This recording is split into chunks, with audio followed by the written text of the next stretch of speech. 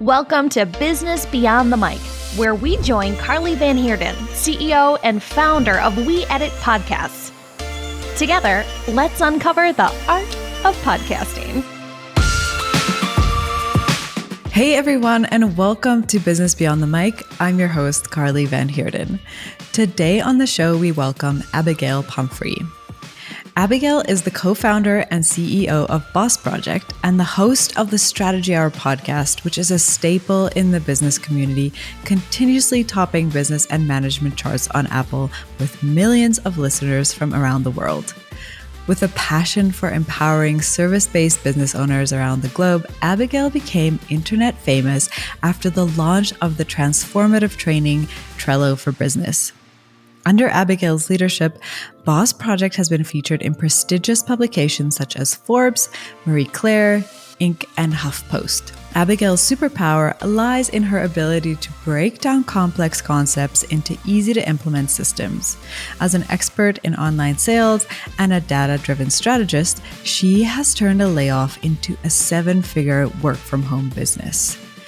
During our conversation, we really dig deep and we discuss how to leverage your podcast guests in order to build your own credibility. We also dive into the biggest mistake that podcasters make and why Abagail suggests that instead, you should be thinking about the audience that you already have and how you can engage them and nurture them to become potential clients.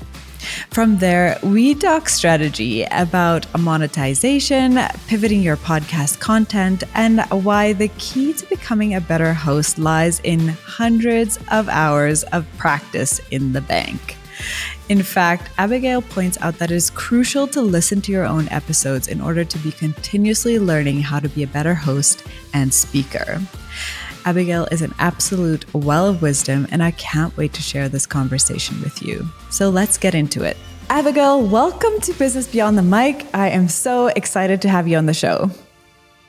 Thank you so much for having me. I'm really excited to be here. Oh, wow. Well, I feel like I've known you for ages, just from listening to the Strategy Hour and seeing you grow in your business, and everything that you've taken on has been so inspiring. I mean, you're almost at 800 episodes, which is absolutely incredible numbers. And I am just so excited to get into your podcast story today. So why don't you kick us off by telling us a bit more about yourself, your business, your brand, and of course, your amazing podcast. Oh, thank you so much. So I'm Abagail Pumphrey. I'm the co-founder and CEO of Boss Project. I started this business 8 years ago. It was a byproduct of getting laid off in the middle of an economy downturn. And I really wanted to build my own business. And it really felt like, from a timing perspective, I was young. I could go out and get another job, but like my expenses were the lowest they were ever going to be. I was newly married. Like, we didn't have kids. There was just a whole bunch about my life that it felt like the right time to get started. Not that I think there's any right or wrong time to start a business, but for me, it was like this would have the least friction and this would give me the most momentum. And so I dove in, and in 30 days, I completely replaced my corporate salary. Wow. I originally started my business to serve other small business owners, specifically in branding and web design. But what ended up happening is I was turning around and teaching absolutely everything that was working for me. How did I get booked out? How was I making more money? What was my sales process like? How was I growing on social media? How was I building an audience? And I was sharing all of this information. And initially that started on the blog. And then that became the podcast. And the Strategy Hour launched many years ago at this point. But it really helped build the foundations of what ultimately became my education company. And I teach small business owners from all over the world how to grow businesses online that excel financially and support them soulfully and allow them to prioritize their life first. And it has been an exciting and wild ride over the last 8 years. But one that has allowed me to work with so many different types of people across so many different industries. And I'm just really proud of the work that we've done. And I'm excited to see what else is coming. The next year is going to be a lot. I have a lot planned. I am so excited for everybody to get a piece of it at a time, but it's good. Oh my gosh, I can just see your brain is working. The wheels are turning. I'm excited to see what's coming now. Like building that up. Yes, I should be. Oh, wow. But it seems like your podcast was just such a natural add-on to what you were already doing, another teaching platform. What was that initial spark where you guys were just like, this is what we're going to do next. This podcast is what's happening. What inspired that aha moment from we're going to do this? Yeah. So at the time, I had a business partner for 8 years, and we were in the first couple years of business, and we were at a business conference and speaking on stage. And at the time, a lot of people in the education space were starting podcasts, and we were sitting at a table and people were like, "What's your show? Like, what's the name of your show?" And we're like, "We don't have one. Like, we don't have a podcast. I don't know what you're talking about." But it was almost like so much expected based on the types of things we were already doing that people were genuinely surprised that it didn't already exist. And so we're like, all right, let's do the thing. And so on the flight back to Kansas City, we made a plan and we launched it just a few months later. And in that first 48 hours, we landed in the top 15 podcasts in the world, which was freaking wild. But I'm so glad we did. We really listened to what people wanted. And audio has been one of my favorite ways to show up on the internet for sure. Oh, that's amazing. You guys did so well. And especially just like seeing those numbers must have just absolutely floored you guys. And we're like, yeah, I'm glad we made this choice. But this is the hindsight, right? So you see, okay, we did a great job. Everything was good. But before you knew you were going to be in the top charts, did you have any fears about launching the podcast and thinking like, oh my gosh, are we doing the right thing? What kind of obstacles did you face in that journey? No, we were already content creators at heart. Like we had been producing content regularly across other platforms. When I first started my business, I was blogging 5 days a week. So I was putting out new content all of the time.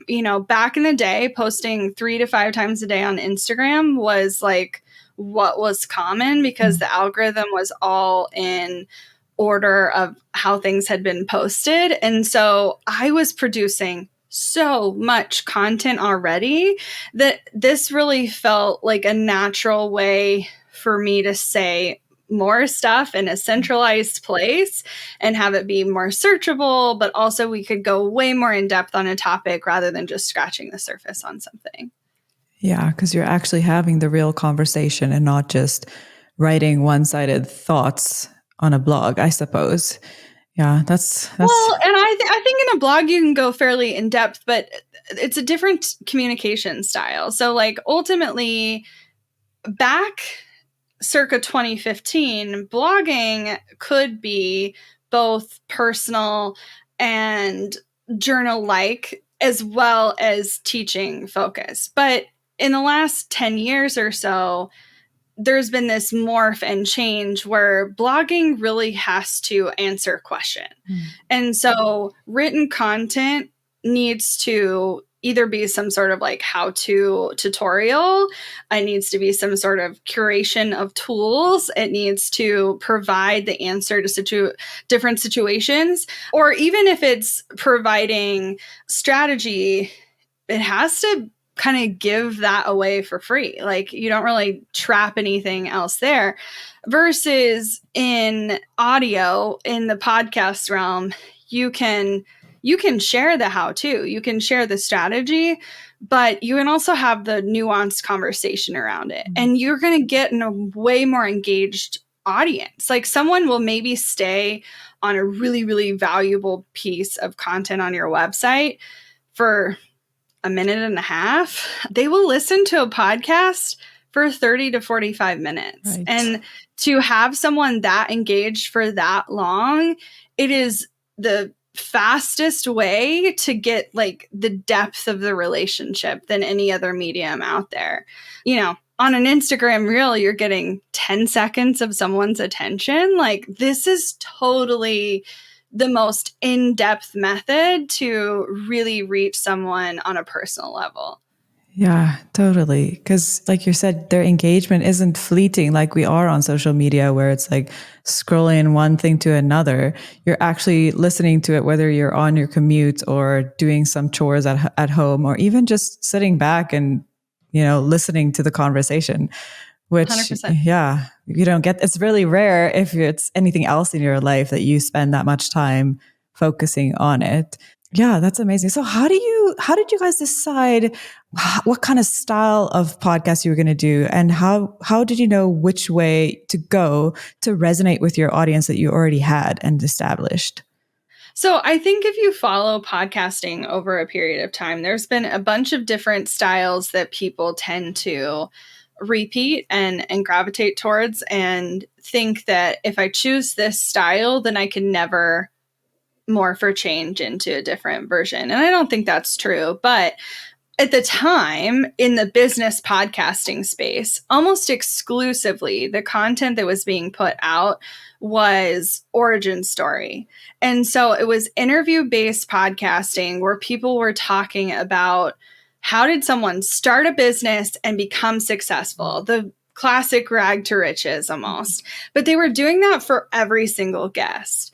And while it is super interesting to consume that content, it isn't necessarily helping someone leverage or build their own business.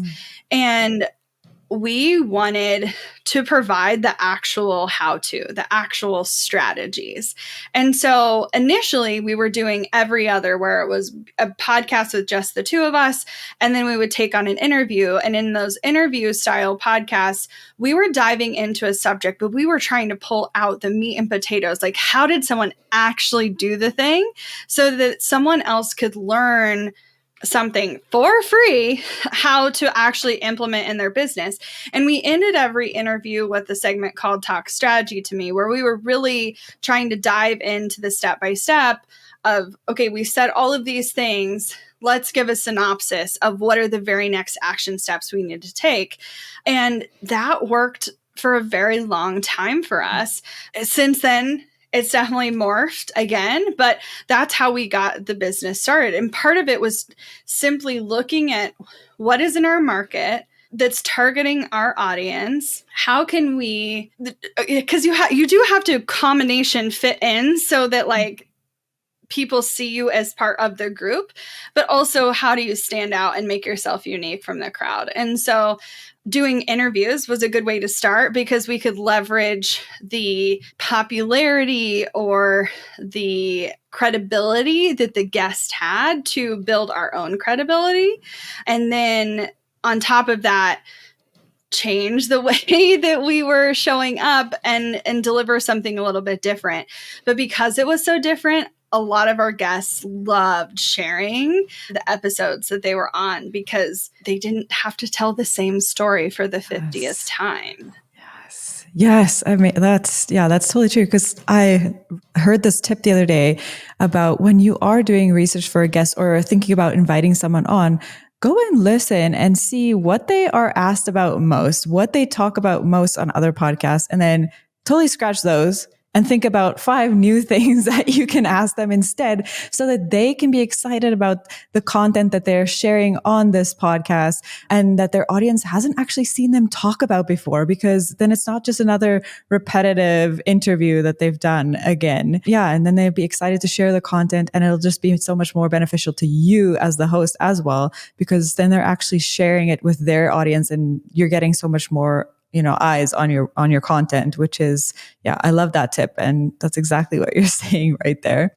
Were there any other unexpected benefits that you got after you guys kicked off the podcast and things were rolling? I think we were able to leverage our podcast in a way that I think a lot of people haven't necessarily had access to, because a lot of people will look at podcasts and think this is a way to be discovered or like to build credibility and be searchable and be found. And for 99% of all podcasts, that's not true. For 99% of all podcasts, you have to drive traffic to your podcast to get listeners. Unless you're in the top 1% or even the top 0.25%, you're not going to get the discoverability factor, because you have to be ranking and have so many new downloads and so many new eyeballs on your thing all of the time to stay on those charts. And so I think a lot of the mistakes that people are making is that they go into this thinking, this is how I'm going to be found. But instead, they need to be thinking about how can I take the audience I do have and engage them and nurture them into buyers. We have had the incredible opportunity to actually leverage it for discoverability. And that's just not typical for this space. And because of that, it has given us the ability to grow quite a large audience from all over the world. And it has been the tool that people have discovered us on. People share our podcasts. People see our podcast recommended with other top podcasts. We show up on charts, all of those things. And that has been very exciting and also been a very surprising kind of side benefit. Yeah, that's amazing, because then, yeah, you, like you said, you are one of the few that actually gets that benefit, because most people do have to drive traffic to their podcast to even get it seen, to even get it known about. And maybe their business side of things is a bit bigger than the podcast itself. But yeah, that's incredible that you can get that benefit out of it if that's the way that your podcast goes, and the success that you see from it can just domino effect into the rest of what you're doing, which is amazing. I mean, that's one of the things that I noticed about you guys from the beginning too, though. You really took advantage of the success of your podcast and you stepped right into the world of monetization, of sponsors, ads. So do you want to maybe walk us through how you decided to approach sponsors and what was your process in getting that set up for your podcast? Yeah. So initially, our entire goal was, how do we get the podcast to pay for itself? Because we immediately invested in editing through We Edit Podcasts, and we wanted to have that tool paid for so that we could continue to just produce content and not have to focus on all of the production after you are done recording. And so part of that was, if I'm trying to get something for free, then I need to think about how can I monetize what I do have. And so initially we leveraged it with affiliates. And so we would present our sponsors or our ad spots as if they were paid slots on the show, but they weren't paid spots on the show initially. Initially, they were simply our affiliate codes. And so we were driving free traffic away from ourselves to other systems and tools. And we were getting paid on typically a percentage basis. Most of the SaaS products that we represented at that point were paying on a reoccurring basis. So that you weren't just getting a one-time payout, you were getting a payout for as long as that person stayed a subscriber of theirs. And so initially, we didn't have to negotiate anything. We just took the tools we were already utilizing in our business, became affiliates for them, and produced ads as if they were paid partners. And the byproduct of that is we became the top 50 affiliate for almost all of those companies right away. And we were able to leverage that to have additional discussions with these companies to create more significant sponsorships moving forward. And those sponsorships didn't necessarily all happen on the podcast. They kind of parlayed into getting a sponsor for a summit or an online event or other things we were doing in our business. And perhaps slots on the show, either in an interview form or in the form of an actual ad, were sold as part of that package. And then beyond that, we ended up hiring someone. They were technically a VA. I would do this differently if I were to go back and do it again. But their main purpose was to negotiate contracts. And so they were pitching and negotiating all the time. And at that point, we were able to really scale up the amount of revenue we were generating from the show. We took a break for a bit, not necessarily that we turned off ads, but we just kind of went back to only promoting our own things for a while. And then probably 18 months ago or so, I'd have to actually look at a calendar to tell you, but we were approached by an agent. And so we actually have an agency that represents the podcast, and they go out and do all of the pitching, they negotiate the contracts, and then they get paid on a percentage of fee that they bring into the show. And a huge part of that move to utilizing agency is we went from having our episodes be static, where they were never changing, to we completely migrated platforms and went 100% dynamic. And that allowed us to really, really increase the amount of revenue we were able to generate, because we have so many episodes. If we can get an ad to play on every single episode, regardless of which episode you're listening to, it's worth a lot more to our advertisers to be timely than it is to have a static ad that sits on a podcast forever.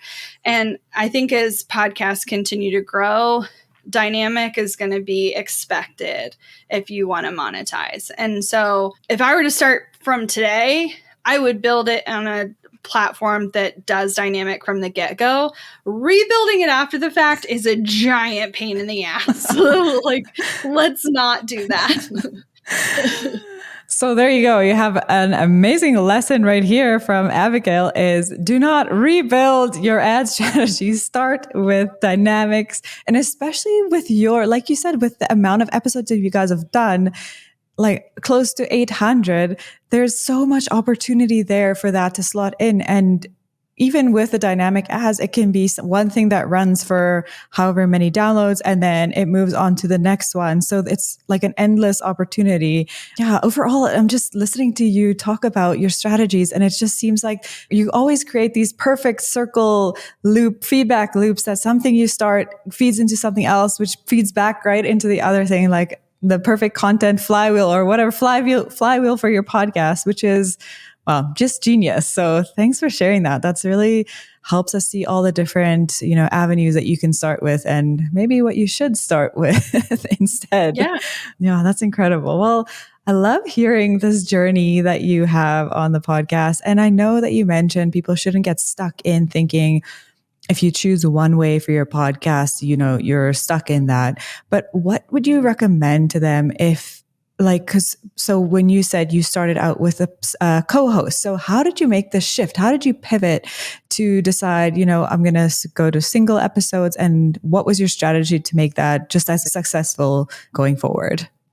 Yeah. So I had a co-host, and we did interviews for a long time. And so Emily and I would interview different guests from all different types of businesses. And part of it, the initial change, was literally a circumstance of scheduling. We were going into a busier season of life, and we're like, I don't know when all of these interviews are going to fit in. And so it was going to be much easier for us to just schedule our own conversations within the confines of our week, and we could kind of bounce things around. And jumping on interviews, while they don't take a ton of time, the shift you have to make, it's pretty significant, and it can kind of it can really disrupt other things you're doing in a day. So a lot of people will batch these things. But anyway, all of that to say, we stopped taking interviews for a season. And originally we were just going to do reruns of older episodes to kind of fill in the gaps. But we decided to go all in on it just being the two of us. And the show stats, like we doubled our listenership within like 30 days. And we're like, okay. And then it didn't change, like didn't like go back. Like it just stayed higher. And we're like, oh, okay. Well, if you just want to listen to us, this is actually much easier to produce. So we'll just do that for a very long time. And then this last spring, my partner approached me about wanting to move on from the business and pursue a career in writing. And so we were in negotiations in terms of business partnership and all of the things. But part of that, and I think both of us just didn't quite know how to handle it at the time, was what do we do with the podcast that has both of our personalities in it and all of that. And, I don't think Emily is going completely away ever. I think she'll absolutely always have a place on the show and come back from time to time. But I'm the one running the company on the day-to-day. And so if that's the case, I need to be producing the content that's going to benefit the business and really ultimately drive the kind of traffic that is going to convert to sales. And so at first I didn't necessarily know what that was going to look like. How do I do solo episodes? And previously when we were doing these conversation-based topics, we would just loosely define what the topic of choice was, and we would just have a conversation about it. But as things started rolling out where I was doing solo episodes, I couldn't go in and have a conversation with myself without significantly more pre-planning. And so I have experimented with a variety of things. Some episodes have been 100% scripted. I think some of them sound better than others. Others have been like the intro and outro is scripted, but then the meat, I just do an outline and then make sure I'm hitting the points I want to. I still haven't quite figured out the flow that's going to make the most sense for me, but I will say doing a show with a partner in terms of planning, if you have chemistry, it is significantly easier to have conversations than it is to record solo episodes, in my opinion. Now, part of it, I know a lot of it comes down to practice. Like I've had hundreds and hundreds of hours of practice of having conversations, and I haven't necessarily had the same amount of time developing my own independent voice where I'm speaking by myself. But funny thing is, I definitely don't have a loss of words. I have plenty to say. I'm still able to keep the episode length about the same. I thought I would potentially have to significantly shorten it. Nope, I have too much to say to make them shorter episodes. Plus, it's called the Strategy Hour. I can't imagine having a 10-minute show when it's called the Strategy Hour. So we do anywhere between 35 and 50-minute episodes. Wow. Yeah. But it's just the same way that you're saying, like, I asked her before the interview, do you think you'll ever be done podcasting? She's like, nope, I have too much to say. And that's what it comes down to. You're doing exactly what you've set out to do. And I mean, I love the recent episodes because you're actually essentially teaching people about things that are happening right now, like what the market state is like what's happening in business, just so much incredible information that you're offering. And it sounds so natural. So you are doing an amazing job with it. So don't you worry. I'm so glad it sounds natural. I know this will make some people uncomfortable. Like I initially couldn't listen to our episodes. Like I found it too weird. Later on, it was actually really, really helpful for me to revisit. But absolutely, since I've started doing them on my own, I listen to every single one when they come out. I get a lot of insight. Well, it does a couple of things for me, honestly. One, I can really see, oh, okay, me scripting it in this way felt more natural or more fluid. And I'm able to better critique myself, like removing myself from the equation for a second and not be like totally icked out. And then two, I have been shocked how helpful it has been for processing. So when you're doing it on your own, saying it out loud is one thing, but listening it back, like, I mean, I am sharing a lot that's happening in real time in my business. So being able to come back to how was I feeling in this moment, or what was I pursuing? It's kind of a audio diary of sorts for my business that I can revisit. And I feel like I spend less time in my therapist's chair. So Well, that's the point, right? We're out here to learn about not just other people, but ourselves too in the process. And like you said, it's such great advice to listen to yourself. Like for me too, it's just, I review the episodes right after and I go through, what needs to be edited and etc. But at the same time, I'm listening to, okay, how many times did I just say, or so, or like, and of course, it sounds natural in conversation when you're doing it, but when you're listening to it afterwards, you're like, geez, you just said so a billion times, and you just sounded like you're sighing every time someone asks you a question. So you learn so much from just listening to yourself, even though it is kind of ick in the beginning because you're just like, that's my voice. I sound funny.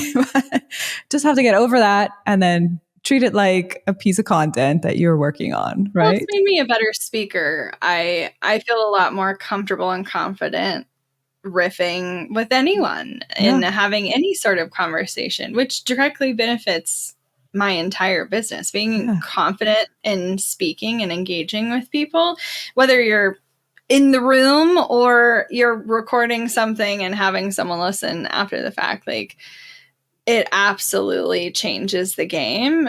And things like removing and all of those things, it comes with time. Like I wouldn't beat yourself up about it, but the more conscious you can be, replace it with a pause, because that is what it is. Like it truly, you're saying because you either need to like catch a thought or you need to take like a literal breath. It's really easy to feel like you have to speak so continuously.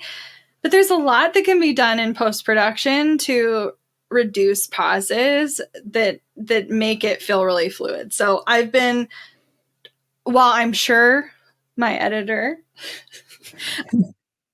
perhaps has a bit more work on their hands when it's just me, I also know that like removing pauses is the easiest thing to do in terms of editing. And so I'd rather you like literally pause and take a breath and like come back to it. Plus I pause in my editing software all the time. Like if I'm like rambling and I'm like literally can't breathe anymore, I will pause the recording, take a breath, take a drink of water, and then keep going. Yeah, totally. No, you have to do those things because you're not naturally sitting here talking for hours on end and not taking any breaks or like you said, catching your thoughts. But yeah, with practice, all those things do, get better. And I mean, just yesterday I was trying to record one single intro and I swear it took me like 50 times before I thought, okay, I did it right. And I kept just going over and over. And then other days you're in the zone, you just do it and you just speak freely. And it just like, oh yeah, great. One take, here we go. Yeah, it's way better. But yeah, I'm just, like you said, don't beat yourself up. Just be gracious and just take it in stride. Well, and don't overproduce it too. Like I think it's really easy to feel like I need to keep recording this or I need to like redo this section a zillion times. You're going to learn less from redoing it a zillion times than you are going to learn from doing it in 1, 2, or 3 takes. Like if you can't do it in the first 3 takes, run with one of them. And then like the next time, learn from what you feel like you want to improve upon rather than feeling like it has to be perfect. Because at the end of the day, while it is a piece of content that's going to live longer than a lot of other mediums, it is still very timely. Like it is dated. And so it is produced in the order in which you're putting it out into the world. And so your oldest content is going to be way further down the feed. And if you just keep getting better, people will listen to your newer stuff. Now, granted, back in the day, people really wanted to listen in order. And I was like, please stop starting from zero. I think I have successfully convinced people to just pick and choose the topics that work the most for them now. But dang, back in the day, I was like, stop listening from episode 0. Like, you're going to kill me. Oh my gosh. Well, there you go. Just convince your listeners to listen to the best stuff and then you're fine. It doesn't matter what you put out. Oh, wow. Well, what would you say after all of the stuff that you've been through, pivoting, changing your format, what is in the future of the Strategy Hour? Ooh, the future. I want to pursue having a title sponsor again. So we previously have had a title sponsor for a full calendar year. And I really loved having a more ongoing relationship with an ad sponsor. We were able to roll it into a lot of other collaborations outside of the podcast. And I like forming those long-term dynamic relationships anyway. So I'm actively pursuing that with my agent to see what we can find for the show. But in terms of the content itself, I'm still experimenting. I'm in a season of being okay with not knowing what method I want to stick with.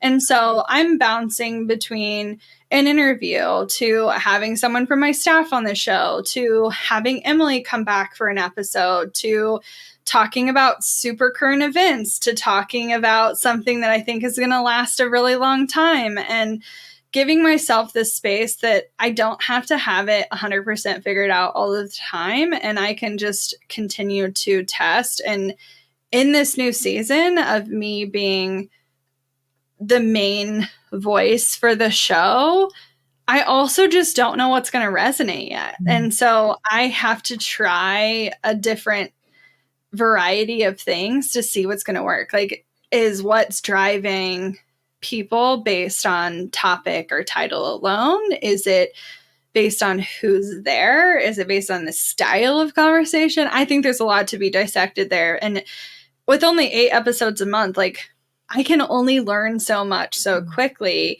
I really have to wait a solid 30 days minimum to have stats that are even worth taking a look at versus social media. You can usually tell in the first 2 hours if something's going to work or not. Podcasting, it's a long-term play. And so I've been in the game many years, and I imagine I will be continuing for many years to come. Oh, yeah. True what you're saying there. It's a long-term game. You have to be in it for the long haul. That's amazing advice. I think your story has been so inspiring and just can't wait to share it with the listeners. And I just feel like, yeah, it's been so rich, this conversation in itself. And I'm learning so much as we're just even talking right now. So just encouraging for other people who are out there thinking about their podcast journey and yeah, just be inspired, learn along the way. And don't forget that even if you feel like you're out of place, doesn't matter. You're going to keep rolling with it and you're in it for the long haul. And that is the point. So just stay in it. But yeah, I think we've come to that point in the interview. We're going to do the fun quickfire 4. So I've switched these up a bit because, got to keep experimenting, like you said, trying new things. So yeah, I'm just going to fire off some questions and just answer whatever pops to your mind. You can expand if you want, or just say one thing. It's fine. So let's get into that. Number 1, how has podcasting changed the way you do business or life? Ooh, it's definitely built into my business. So you might be interested or surprised to know that podcasting takes up between 25 and 30% of my time, but it is not 25 to 30% of my revenue. And so it is actually significantly less than that. But I know the value that it's bringing to my audience. And so I will continue to produce that content because of how it is supporting the people that I care about. And I also know that it is a tool to make what I do sticky. And so people will stay longer, people will stay clients longer, people will stay in my programs longer if I continuously deliver value in a place that's easy to consume. And so while the podcast itself is a smaller piece of a big pie, it is doing so much more than driving revenue. Yeah, that's amazing. So then when you're doing a podcast, what are your top 3 tools that you use, or like a non-negotiable type of investment? Yeah, so you obviously you need a mic, but you don't have to spend a lot of money. So I've used an ATR 2100 since the beginning. It's like a $70 mic. I just recently was like, should I up my mic? And I started looking at different mics out there, and there's a couple that are appealing, but I listened to the mic themselves, and I was like, I think this would make my voice too pitchy, or I think this would make my voice really tinny. And like, for those of you who are like, what the hell is she even talking about? Until you've heard your voice 1,001 times, you're not going to necessarily know what you like. But I think me changing my mic would actually significantly change the production of my show. And so it's not the perfect quality, but people are so used to this range that if I were to change it now, I think it would actually potentially have me lose listeners. So wow. I know that sounds wild, but so my mic, for sure, you don't have to spend a ton of money. I personally kind of like the smaller range. I'm not singing, so I don't need a huge range on my mic anyway. And I tend to have a deeper voice than most women, so I'm fine with that. The other tool, I love Zencastr. I've played with a variety of other production tools, but what I like about it, whether you're recording solo or you're recording with a guest, it records the audio natively on the person's platform where they are tuning in from. So even if you have connectivity issues, it's going to record the highest quality file possible after the fact. And it's all also totally automatic. Like back in the day when podcast tools were just getting started, you used to have to like ask people to send you files. That is weird. And like, it doesn't work very well. And Zoom quality is really not good, like really not good. So I would invest in a platform to record on. If you're just recording only yourself, you can get high quality audio with QuickTime on your computer. So like you don't have to invest in the software, but if you're going to do any interviews at all, absolutely spending money on a platform to record makes a ton of sense. And then I love my editing team, but I'm biased. I've been using We Edit Podcast since the very beginning, and I love having a partner that I can rely on. Yes, that's amazing. Yes, we've totally experimented with a few recording platforms too now. So yeah, it's definitely worth investing in a great one. Yeah. So next question. This is a new one for the show. What was your biggest podcasting fail? Yeah. So now I don't know if I would actually call it a fail because you can only do the best with the information you have in the day, but also like what's the most current. And like when I started a podcast, dynamic podcast did not exist. So there was no such thing as dynamic ad placement. But there are things I could have done when I started to make it easier to go back and edit later. And I didn't necessarily do those things. So we re-edited like 500 something, 600 something episodes when we moved to dynamic placement to back remove ads. Oh my God. It cost me so much money, like outside editing, but also I had a full-time person working on it for months. So like it was not a small expense for me to change that. So I would go with whatever is the latest and greatest technology. Pay attention to that from the get-go. Don't necessarily go with what's the simplest because changing something like that later is going to cost you far more than the investment of doing something like that up front. So you can get cheap hosting. That's a thing. But like, I'd much rather you use a host that allows for that flexibility. Now, I do think it's going to become the gold standard. So I think fairly soon that'll be all you see. Yeah. Well, then there should be safe. And with your advice, everybody is safe. So final question. This is a fun one. If money and time were not a factor and you don't have to spend all the money on your backdating episodes, what would you do with your podcast if there's no limit? Okay. Well, first of all, if there were no limits, I would make podcasting 100% of my job. I love it so much that like, I would absolutely love to spend all my time and energy on it and would love to produce significantly more content than I do. I could go to 4 or 5 episodes a week if it were everything that I was doing, but I literally cannot with the rest of the business that I'm running right now.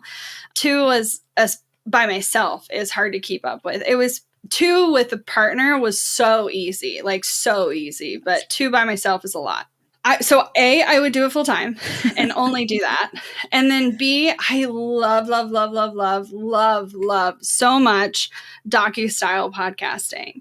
And it takes so much effort. Like the best example I can give you where you can consistently see the style I'm talking about is listening to pretty much any podcast produced by NPR. So they have a ton of different like micro podcasts that were just like a short series, but they also have some that have some seasonality to them. I recently did an ad for Planet Money, and they're a great example of a docu-style podcast. You're going to get a combination of typically direct, like, thoughts and feelings from the host. You're also likely going to get some conversation rolled in. You're also going to get interviews, but they're done more like documentary style where you're not always hearing the question in real time with the answer. Like you may hear clips of an interview, and then sometimes they'll add in like news footage and like other things. And I just think they're so cool.